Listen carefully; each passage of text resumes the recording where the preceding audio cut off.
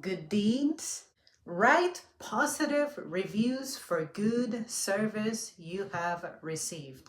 This is something that if the survey makes it to my email, I will do it. I have a friend who works at Toyota and he tells me every single time that I take my car to service to please fill out the manufacturer survey because they can get something from that, like some kind of reward. I'm always like, sure, normally I do it. Sometimes I don't. If it's something really basic like an oil and filter, it's like, bruh. But lately I've been making it a point, now that I know that, to fill it out every single time. When I go to the post office, almost everybody, say out of 7 different clerks that I may interact with, 5 of them will circle the QR code and be like, here's the survey on the bottom.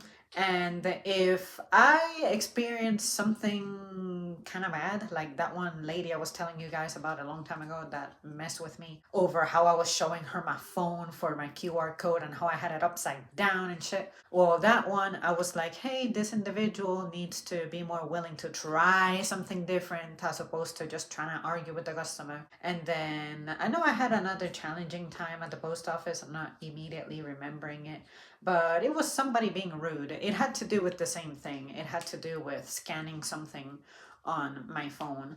And this was at a different location. So these people were tripping. But at the post office, I also encountered someone who I could say is probably the best, most professional, most formal customer service I've ever gotten.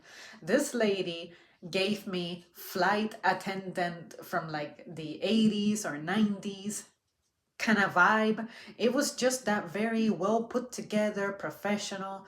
Even the way she was dressed, though they all used the same uniform, something about the way she had herself put together, it was just neat. Maybe she just ironed it the night before and the morning before, something, I don't know. She was just so neat. And the way that she would speak, very patiently, very enunciated, very clear, and very direct but kind and gentle. She just had her own little gimmick going on, but it worked perfect. It was like the post office is second place to DMV when it comes to places that make me anxious or make me not feel like I'm having a good time.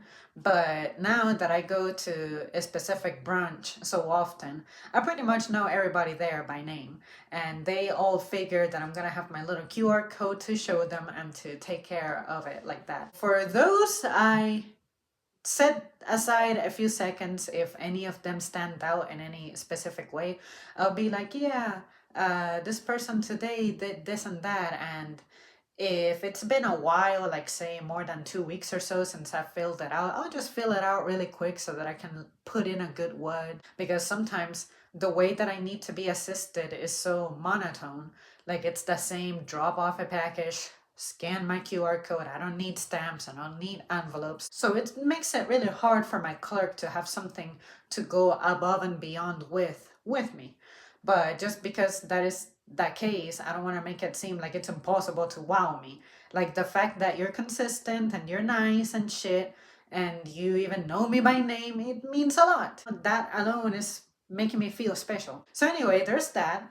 And another time I may leave a review is if I tried a meal at a restaurant that stood out, or maybe I needed an accommodation and they were able to work with me. And how did they work with me? Did they have like a negative attitude about it, or were they like really hospitable about it? Or other times is they dead ass mess up my order and I'll be like, hey, so just to give you a heads up, this is what I ordered, this is what I got. Did they try to make it right? Did they say sorry? Did they offer me options? I don't know. Like, you don't have to always give me something new, but how did you deal with it? Did it make me feel cared for? That will undoubtedly make me leave a good review. And then other times I can think of I've done it is if I go to like a pizza place and sometimes it's taking a little longer than normal because the promised time is one time, but then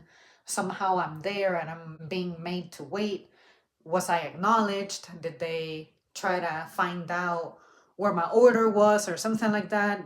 Give me a heads up that there's a delay and why, anything at all. That'll appease me. But overall, me as a customer, I don't need appeasement really ever, because everywhere I go prepared. I go prepared for the worst. Like, my experience going to have my car serviced is sometimes I'll overhear people's commentary talking about how they've been there for 2, 3, 4 hours. And when I go there, I don't give a fuck. Sometimes it's taken me 4.5 hours.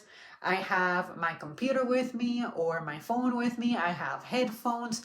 I bring my own breakfast. I bring my own dessert, snacks on the side. They also offer complimentary bottles of water. I am not going to die at that place. I am being well taken care of. They didn't have to supply us with any of that, but they did. So why on God's green earth would I be impatient? Only someone disorganized and impatient, possibly with attitude problems, would say something like that. So anyways, you guys, with that said, I get a feeling that because of the way I am as a customer, some places, when I go to this one Japanese restaurant, by the time I'm pulling up to the front of the restaurant, I already see them reaching for my bag. And as soon as I open the door, they go like, "Hey, Miss Zam, here you go." I use that as my name for picking up orders, just XAM. And I'm like, "Thank you, have a good one." What does that tell you? We have a good connection going on because I keep it simple. I'm routine. You know what to expect from me. So yeah, you guys, that's pretty much it. When it comes to me and this one, I do fill out reviews. If I have something bad to say, I try to make it a constructive criticism as opposed to just vomiting negative things. Like, I'll describe what I expected, what I got, how I brought it up, the response that I got, and if it wasn't resolved, then I'll elaborate with it a little further and encourage that somebody be trained or coached or something. Like the other day, not the last time, but the last 2 times I went to that post office. So like the penultimate time I went to the post office, there was this one kid who I could tell he was new. He was young. I'd never seen him before. He made a mistake. He was giving me some form to fill out that I didn't need to fill out for this specific package that I was sending out. And when I asked him, "Why is this?" he caught his mistake and he was like, "Oh, I'm so sorry. I mistook it for some other thing." And I just said, "Hey, no problem." I filled out the survey and I said, "This individual, you can tell that he's trying. He might be overwhelmed. I would imagine it's a lot of information. Please don't quit on him. Please don't leave him alone for prolonged periods of time. Pair him up with a veteran." I observed veteran, name of that guy, was there, but he had to leave for a couple of minutes. In that interim, this happened. So how can they resort to be assisted when they have a brief period of being unattended? Just a recommendation. Stuff like that. I always like to leave a constructive comment to anything negative that I may have to say. And then the positive stuff is sometimes I only have a one-liner review to give. Sometimes I'll be like, "I always have a great time shopping here because of how I'm taken care of."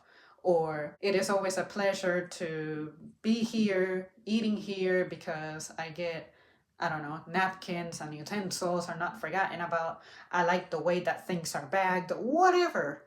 Or, "I like how I'm acknowledged upon entering," stuff like that. All those little things. I pay attention to those details and I'm able to express them in the surveys. Well, there you guys have it. That's it for me. Thank you so much for tuning in. Let me know what is the best review you have left for a place and the worst review you have left for a place. Okay, bye.